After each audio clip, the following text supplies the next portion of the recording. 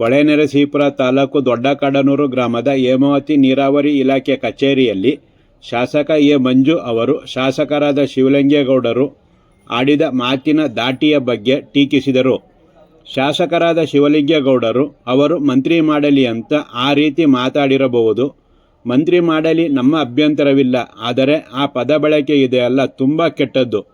ಶಾಲೆಗಳ ವಿದ್ಯಾರ್ಥಿಗಳು ವಿಧಾನಸಭೆ ಕಲಾಪ ನೋಡಲು ಗ್ಯಾಲರಿಯಲ್ಲಿ ಬಂದು ಕುಳಿತಿರುತ್ತಾರೆ.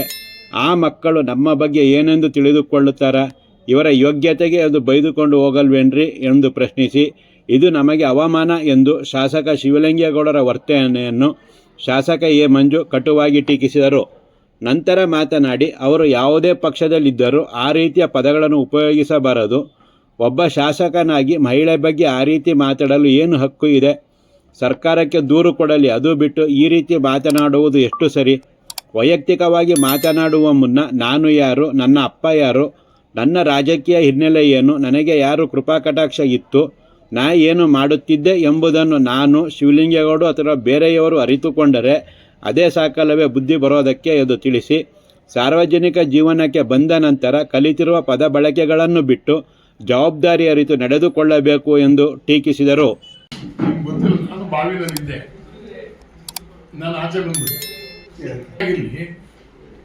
ನಾವು ಪಕ್ಷದಲ್ಲಿರ್ಬೋದು, ಬಿಜೆಪಿಲಿರ್ಬೋದು, ದಳದಲ್ಲಿರ್ಬೋದು, ಆ ಪದಗಳನ್ನು ಉಪಯೋಗಿಸ್ಕೊಬಾರ್ದು. ಆ ಪದ ಉಪಯೋಗಿಸೋದು ಏನಕ್ಕೆ ಅಂದ್ರೆ, ಎಲ್ಲೋ ಒಂದ್ ಕಡೆ ನಾನು ಪರವಾಗಿ ಮಾತಾಡ್ತಾ ಇದ್ದೀವಿ, ಮಂತ್ರಿ ಕೊಡ್ಲಿ ಅನ್ನೋ ದೃಷ್ಟಿಯಿಂದ ಮಾತಾಡ್ತಾರೆ. ಮಂತ್ರಿ ತಗೊಳ್ಳೋದು ಬೇರೆ, ಕೊಡ್ಲಿ, ನಮ್ಗೇನು ಅಭ್ಯರ್ಥಿ ಜಿಲ್ಲೆ ಕೊಡೋದಕ್ಕೆ ನಮ್ಗೇನು ಹೊಟ್ಟೆ ಬರಿಲ್ಲ. ಬಟ್ ಆ ತರ ಪದ ಬಳಕೆ ಇದೆಯಲ್ಲ, ವೆರಿ ಬ್ಯಾಡ್. ಅಂದ್ರೆ ಗೌರವ ಇತ್ತು, ಇನ್ನು ಮುಂದಕ್ಕೆ ಸ್ವಲ್ಪ ತಗ್ಗಿತು. ಆಮೇಲೆ ಕ್ಷಮೆ ಕೇಳಿದ್ರೆ ಸ್ವಲ್ಪ ನಿಮ್ಮ ಪ್ರಕಾರ ಅವರು ಕ್ಷಮೆ ಕೇಳ್ಕೊಂಡ್ರೆ ಈ ತರ ಮಾತಾಡಬಾರ್ದಾಯ್ತು. ನಾನು ನೋಡಿ, ಅದಕ್ಕೆ ಏನ್ ಹಕ್ಕಿದೆ ಅವ್ರಿಗೆ? ಒಬ್ಬ ಶಾಸಕ ಆ ಮಹಿಳೆಯರು ದುಡ್ಡು ತಗೋತಾವ್ರೆ, ಇನ್ನೊಂದು ತಗೋತಾವ್ರೆ ಅಂತಂದ್ರೆ ದೂರು ಕೊಟ್ಟು ಹೇಳಿ ಸರ್ಕಾರಕ್ಕೆ. ತಾಕತ್ತಿಲ್ವ ಅದಕ್ಕೆ ದೂರು ಕೊಡಕ್ಕೆ? ಇದು ಪರ್ಸನಲ್ ಆಗಿ ಮಾತಾಡ್ತಕ್ಕಂಥದ್ದು. ಆಮೇಲೆ ನಾನು ಸಹಿತ ನಾನು ತಿಳ್ಕೋಬೇಕು, ನಮ್ಮ ಅಪ್ಪ ಯಾರು, ನನ್ನ ಹಿನ್ನೆಲೆ ಏನು, ನಾನು ರಾಜಕೀಯಕ್ಕೆ ಬಂದೆ, ನನ್ಗೆ ಯಾರು ಕಟಾಕ್ಷ ಆಯ್ತು, ನಾನು ಏನ್ ಮಾಡ್ತಿದ್ದೆ, ಅದನ್ನೆಲ್ಲ ನನಗೆ ನಾನು ಹತ್ಕೊಂಡ್ರೆ, ಶಿವಲಿಂಗೇಗೌಡ ಹತ್ಕೊಂಡ್ರೆ, ಬೇರೆಯವರು ರಾಜಕಾರಣ ಹತ್ಕೊಂಡ್ರೆ ಅದೇ ಸಾಕಲ್ವನ್ರಿ ನಮ್ಗೆ ಬುದ್ಧಿ ಬರೋದಕ್ಕೆ? ಭಾರಿ ಇಟ್ ಈಸ್ ವೆರಿ ಬ್ಯಾಡ್. ಆಮೇಲೆ ನಮ್ಗೆ ಆ ಪದಗಳಿಗಿಂತ ಜಾಸ್ತಿ ಪದ ಮಾತಾಡೋದು ಅಭ್ಯಾಸ ಇದೆ.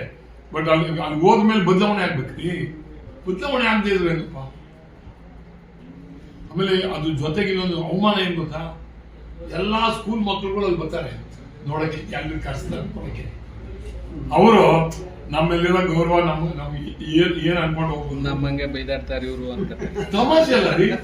ಆಮೇಲೆ ಕೊನೆಗೆ ಏನ್ ಮಾಡ್ತಾರೆ ಗೊತ್ತಾ? ಸ್ಪೀಕರ್ಗೆ ರಿಕ್ವೆಸ್ಟ್ ಮಾಡಿ, ಸರ್ ಸ್ಕೂಲ್ ಮಕ್ಕಳು ನಾವು ಬಿದ್ದಾಗ ಹೊರಗೆ ಬಿಡ್ಲೇಬೇಡಿ, ಕೂರಿಸ್ಲೇಬೇಡಿ ಅಂತ. MP ಪ್ರಕಾಶ್ ಮಗಳು Lata, MP Lata madam school ಮಕ್ಕಳನ್ನ ಕರ್ಕೊಂಡು ಹೋಗ್ತಾರೆ. ಕಂಪಲ್ಸರಿ ಅವರು ಯಾವ್ದಾವ್ರನ್ನ ಸದನಕ್ಕೆ ಕರ್ಕೊಂಡು ಹೋಗ್ತಾರೆ. ಬೆಂಕಿ ಅಂತ ಅನ್ಕೊಂಡು ಹೋಗಲ್ವೇನ್ರಿ? ನಮ್ಗೆ ಏನ್ ಬೇಕಾದ ಹೇಳಿದ್ರೆ